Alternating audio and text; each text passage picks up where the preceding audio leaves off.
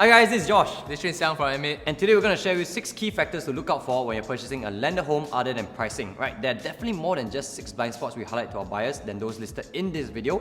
But due to time constraints, we'll only highlight some tips we point out to our clients while hunting for landed homes. And we're sure these will benefit you if you're looking for one as well. Alright, so the first tip we have for you today is the importance of having a preferable land plot. Firstly, a regular shaped land allows you to properly maximize the land within and also keep the building structure practical and functional. For example, if the land is triangular, the side of the unit that's on the pointed end might end up having trapezium-shaped rooms just to utilize that space. Also, land that is even is also generally preferred as sloping land can lead to flooding or a car porch area that is not flat. Some buyers will turn sloping land into natural basements or pay more for builders to level the land. Buyers also generally prefer a bigger frontage as opposed to a narrow but deeper land as it gives a more grand entrance. Last but not least, look out for land that are paying for but is not usable, such as a long driveway. Some buyers like it for privacy, but in general, on paper the land might sound big, but not every square feet of it can be utilized efficiently. Yeah, that brings us to point number 2, right? It's common knowledge that monthly maintenance fees for condominiums aren't cheap. But did you know that landed homes also come with their fair share of maintenance costs? Firstly, yes, landed properties will not entail exorbitant monthly maintenance fees that condominiums require, but you still have to take into consideration the monthly utility bills of your homes, right? Landed homes inevitably will incur higher monthly utility bills of water and electricity, which can sometimes amount to that of a condo's maintenance fees. Okay, another thing, I've stayed in landed property my entire life, right? And although fairly obvious but often overlooked, when you stay in a landed property, be prepared to deal with all sorts of pests: mosquitoes, moths, lizards, rats, termites, and sometimes even snakes. I've encountered at least 3 different snakes that have wandered into my house during my stay, and termite infestations and pest control can be very irritating and costly. Right, lastly, owning a landed property entails you to take ownership of many exterior and interior factors of maintenance. And one big one is the roofing or plumbing, right? Worst case scenario, major repairs entail you to have to find a rental place during the renovation period, and that's going to be very painful. Repairing a landed home's roofing can be cost around tens of thousands, and that's from my own experience. Now, third tip we have for you would be on lifts. Right? Many landed buyers are multi-generational families or are looking for a forever home. Hence, having a lift might come into handy when there are older folks around.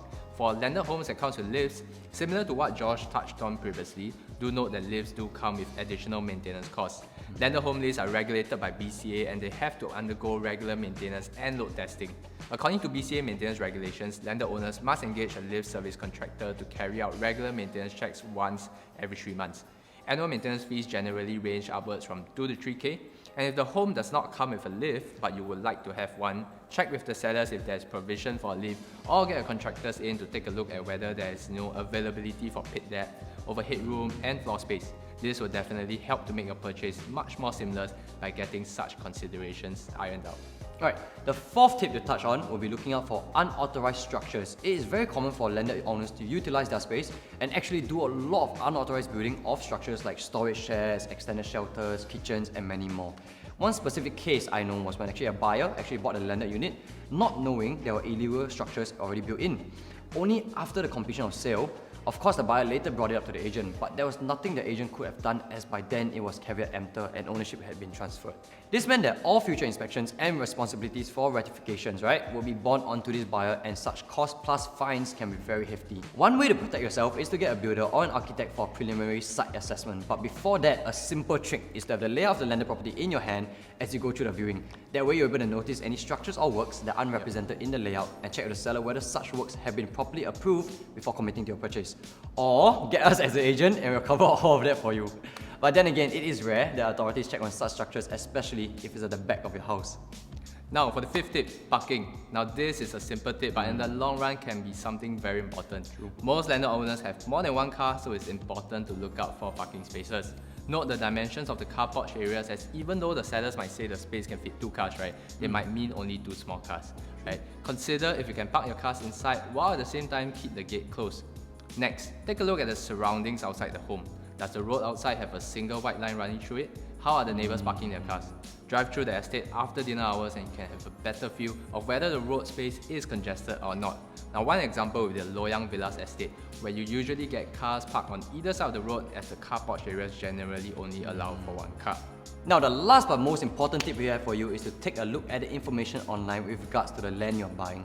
Firstly, by going to the URA website, you'll be able to check the landed zone of the estate. For example, a 2-story semi-detached zone means that the units here are only semi-detached units and can be built up to 2.5 stories. Likewise, a 3-story mixed landed zone means that units here can comprise of landed types from terraces to detached homes and can be built up to 3.5 stories. Some landed estates are not zoned. For example, this estate in Kovan, and hence this is why if you take a walk through this estate, you will notice some plots of land being used to build apartments.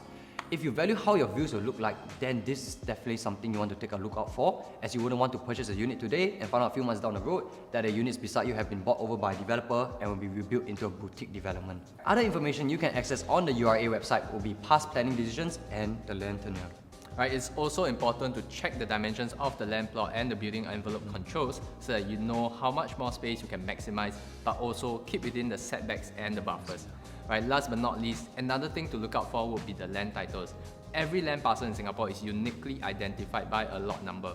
Now, we won't go into the details of the lot numbers here, but what's important to look out for as a buyer would be whether the land parcel you're buying consists of 2 titles. Right, for example, take a look at this land.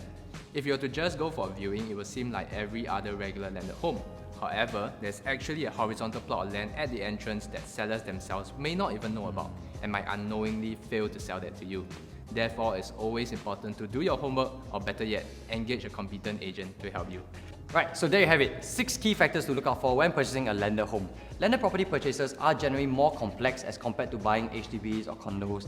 Not just because of the price, but there are many more considerations to have, and the timeline of living in such a home is also generally longer.